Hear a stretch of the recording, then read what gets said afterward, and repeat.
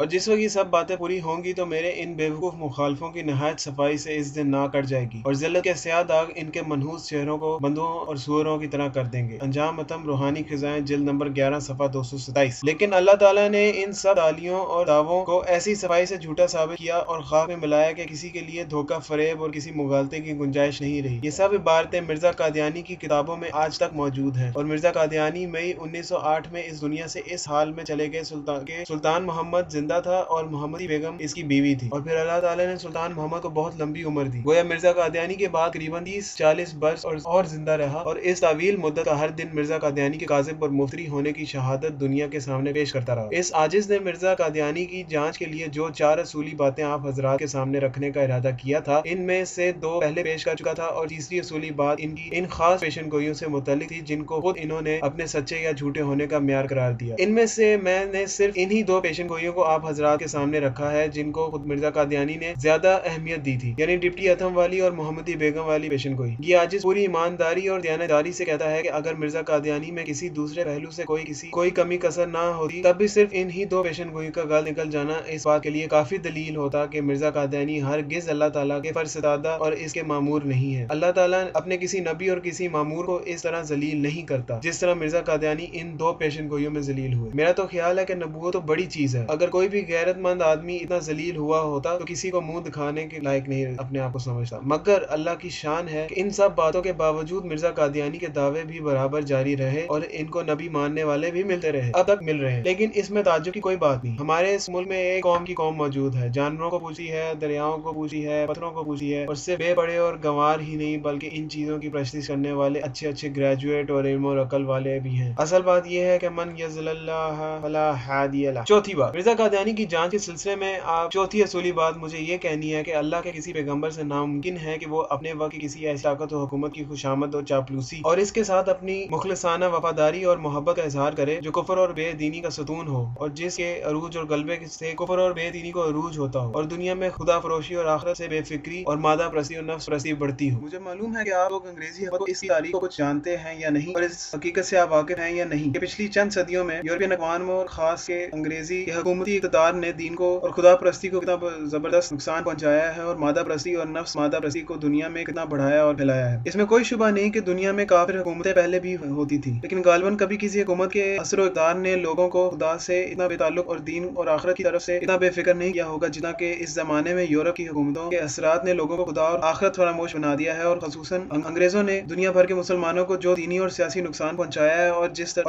طرح ان کو تباہ برباد کیا ہے اس کا تو حساب بھی نہیں لگایا جا سکتا۔ جو ممالک پہلے مسلمانوں کے ہاتھ میں تھے ان میں سے ایک ایک کو سامنے رکھ کر سوچیے کہ کس قوم اور کس حکومت کی مکاری اور غداری نے مسلمانوں کو ان ملکوں سے بے دخل کیا اور اپنا غلام بنایا۔ قریب سب جگہ انگریزوں ہی کا ہاتھ نظر آئے گا۔ الغرض اس حقیقت میں کسی کو شبہ کرنے کی گنجائش نہیں ہے کہ اس زمانے میں دین و ایمان اور روحانیت اور خدا پرستی کو سب سے زیادہ نقصان اور یورپین قوموں کے سیاسی غلبہ نے پہنچایا ہے اور دنیا بھر کے مسلمانوں کو سب سے زیادہ دینی اور سیاسی نقصان خاص کر انگریزوں نے پہنچایا ہے، اور یہ حکومتیں اس وقت کی فرعونی اور نمرودی حکومتیں ہیں۔ اس لیے ہمارا ایمان ہے کہ اگر بالغرض نبوت ختم نہیں ہوئی ہوتی اور نبیوں کی آمد کا سلسلہ جاری ہوتا اور اللہ تعالیٰ کی طرف سے کوئی پیغمبر اس زمانے میں آتا تو وہ ان یورپین حکومتوں اور خاص کر انگریزی حکومتوں کی ہرگز تعریف نہ کرتا، ہرگز ان کو خدا کے نعمت اور رحمت نہ بتاتا، بلکہ اس دور کی سب سے بڑی لعنت انہی حکومتوں کو قرار دیتا۔ لیکن مرزا قادیانی کو ہم دیکھتے ہیں کہ ان کا رویہ اس معاملے میں بالکل دنیا دارک اور حکومت پرست لوگوں کا سا ہے، بلکہ نہایت ذلیل اور گھٹیا قسم کے حکومت پرستوں کا سا ہے، اور انہوں نے اپنی کتابوں میں جا بجا انگریزی حکومت کے ساتھ اپنی وفاداری اور وابستگی اور خیر خواہی اور دعا گوئی کا ایسا گھناؤنا مظاہرہ کیا ہے کہ میں نے تو کبھی کسی ذلیل سے ذلیل حکومت پرست کی بھی کوئی ایسی تحریر نہیں دیکھی۔ اس وقت ان کے اس سلسلے کی بھی صرف ایک ہی عبارت آپ کو سناتا ہوں۔ اس وقت اسکرین پہ کتاب شہادت القرآن ہے، اسی کے ساتھ ان کا ایک مضمون چھپا ہوا ہے جس کا عنوان ہے گورنمنٹ کی توجہ کے لائق۔ اس میں پہلے تو مرزا قادیانی نے یہ لکھا ہے کہ گورنمنٹ انگریزی کے احسانات میرے والد بزرگوار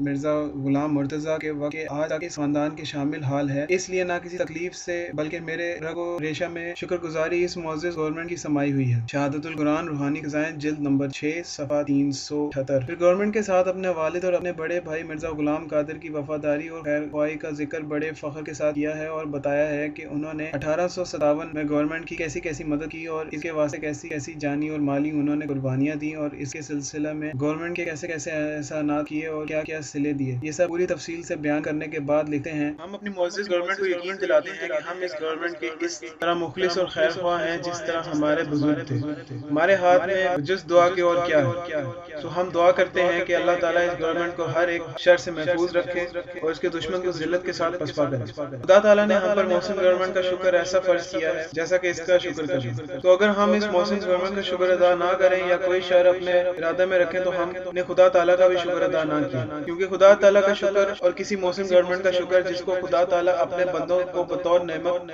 کے عطا کرے، در حقیقت یہ دونوں ایک ہی چیزیں ہیں اور ایک دوسرے سے وابستہ ہیں، اور ایک کے چھوڑنے سے دوسرے کا چھوڑنا لازم آ جاتا ہے. بعض احمق اور نادان سوال کرتے ہیں کہ اس گورنمنٹ سے جہاد کرنا درست ہے یا نہیں. تو یاد رہے کہ یہ سوال ان کا نہایت حماقت کا ہے، کیونکہ جس کے احسانات کا شکر کرنا عین فرض اور واجب ہے، اس سے جہاد کیسا؟ میں سچ کہتا ہوں کہ محسن کی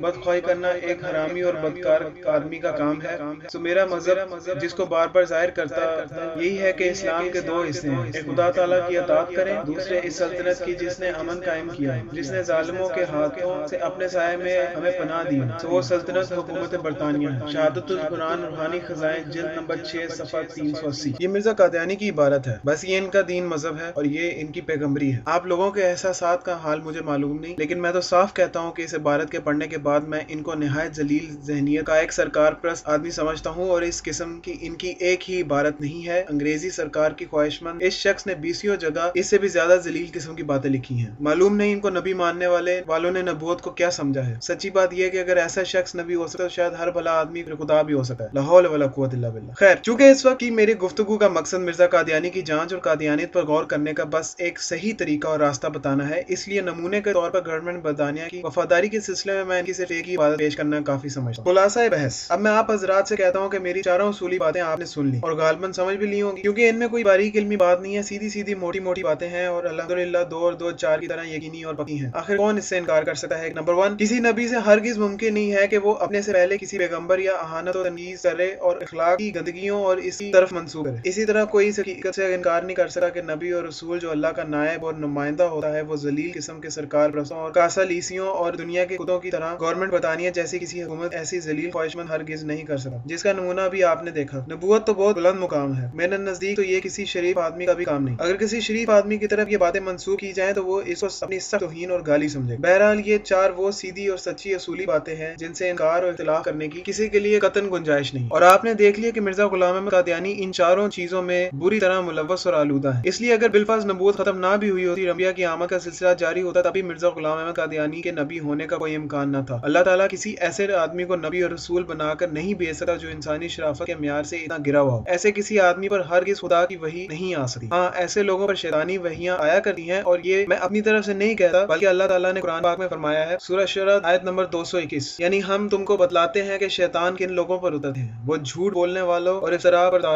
اور پاپیوں پر اترتے. بس اس آیت سے معلوم ہوا کہ جو جھوٹ بولتا ہو، افتراء کرتا ہو اور جس کی زندگی پاک اور ستھری نہ ہو، اس پر خدا کی وحی نہیں آتی بلکہ شیطان آتے. اب آپ دیکھ لیجئے کہ مرزا قادیانی میں آفاق اور عظیم ہونے کی کتنی نمایاں ہے. بہرحال اگر بالفرض نبوت جاری ہوتی تب بھی مرزا قادیانی کے نبی ہونے کا ہرگز کوئی امکان نہ. وہ تو کھلے ہوئے آفاق و عظیم میں ہیں، اور میں یہ جو کچھ کہہ رہا ہوں فرضی طور پر کہہ رہا ہوں، ورنہ میں شروع ہی میں آپ کو بتلا چکا ہوں کہ اللہ تعالیٰ نے اپنے آخری رسول حضرت محمد صلی اللہ علیہ وسلم کے ذریعے دین اور شریعت کو مکمل کر دیا، اور پھر قیامت تک اس کی حفاظت کی خود ہی ذمہ داری لے اور اپنی خاص قدرت سے اس کا انتظام بھی فرمایا. اور اس طرح نبوت کی ضرورت کو ختم فرما کر اللہ تعالیٰ نے رسول اللہ صلی اللہ علیہ وسلم پر نبوت کے ختم کیے جانے کا بھی قرآن پاک میں اعلان فرما دیا. پھر رسول اللہ صلی اللہ علیہ وسلم نے حدیثوں میں بھی اس کا صاف اعلان فرمایا، اور اس لیے ساری امت کا یہی عقیدہ اور یہی ایمان رہا کہ نبوت کا سلسلہ حضور صلی اللہ علیہ وسلم پر ختم ہو گیا، اور اب ابھی دنیا میں کوئی نیا نبی نہیں آئے گا، اور قیامت تک پیدا ہونے والے ہر انسان کے لیے حضرت محمد صلی اللہ علیہ وسلم پر ایمان لانا اور آپ صلی اللہ علیہ وسلم کی پیروی کرنا کافی ہے. اور حضور صلی اللہ علیہ وسلم کی نبوت اور آپ صلی اللہ علیہ وسلم کی لائی ہوئی ہدایت دنیا بھر کے لیے اور ہمیشہ کے لیے کفایت کرنے والی ہے. بہرحال اصلی عقیدہ اور ایمان تو یہ ہے، اور اس بنا پر اب کسی شخص کے نبی ہونے کا کوئی امکان نہیں، اور جو شخص بھی اب نبوت کا دعویٰ کرے اس کو ہم کاذب اور اللہ پر افتراء والا سمجھتے ہیں. حتیٰ کہ اگر بالفرض سیدنا حضرت عبد القادر جیلانی، خواجہ معین الدین چشتی اور حضرت مجدد الف ثانی جیسی پاک سیرت رکھنے والے کوئی بزرگ بھی نبوت کا دعویٰ کر بیٹھے تو ہم اس کو بھی ایسا ہی سمجھتے. اور میں اس